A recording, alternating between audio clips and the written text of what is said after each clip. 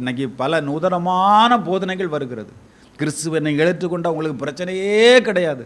அனுபவம் என்னங்க? சரி, ஒருவேளை நீங்கள் வரலாம், பிரச்சனையே கிடையாதுன்னு சொல்லி வரலாம். இந்த பொய்யான இந்த வாக்குறுதிகளை கேட்டு தான் அநேகர் உள்ளே வந்துட்டு பிறகு பின்வாங்கி போகிறாங்க. காரணம் என்னவென்றால், இயேசு கிறிஸ்துவிட்ட வந்தால் பிரச்சனையே கிடையாது. இயேசு அப்படி சொல்லவே இல்லை, அப்போஸ்தலர்கள் அப்படி சொல்லவே இல்லை. நான் சொல்லுகிறேன், இயேசு கிறிஸ்துவை ஏற்றுக்கொண்டால் உனக்கு பிரச்சனை உண்டு.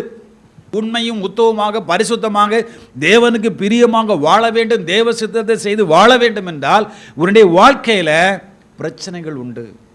உன் மாம்சம் உனக்கு எதிராக எழும்பும், உன் உறவினர்கள் உனக்கு விரோதமாக எழும்புவாங்க, உன்னை சுற்றி இருக்கிறவர்கள் எல்லாமே நமக்கு சாதகமாக இருக்காது. நல்லா ஏசாயா தீர்க்கதரிசியின் புஸ்தகம் 43:2 வாசிக்கிற நேரத்தில் அங்கே சொல்லப்பட்டிருக்கிறது, தண்ணீரை நீ என்ன செய்யணும்? கடக்கணும், பறந்து போக மாட்டேன். ஆறுகளை நீ கடக்கணும்.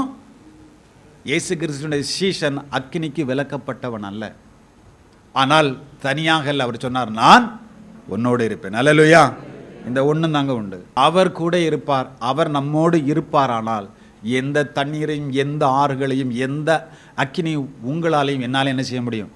கடக்க முடியும். நாம் கேட்டு பார்க்க வேண்டிய கேள்வி என்னவென்றால், நான் கர்த்தருக்குள் இருக்கிறேனா?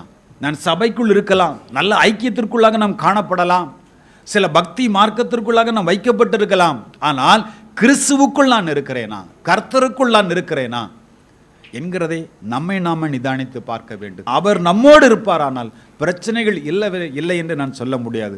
சில உடனடியாக மாற்றம் வரும், சில காலதாமதங்கள் மாற்றங்கள் வரலாம், அல்லது சில என்ன செய்ய மாறாமலும் இருக்கலாம். ஆனால் தேவன் கூடவே இருந்து நாம் ஒவ்வொருவரும் என்ன செய்வார்?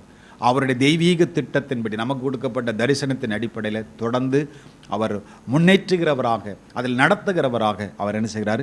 காணப்படுகிறார்.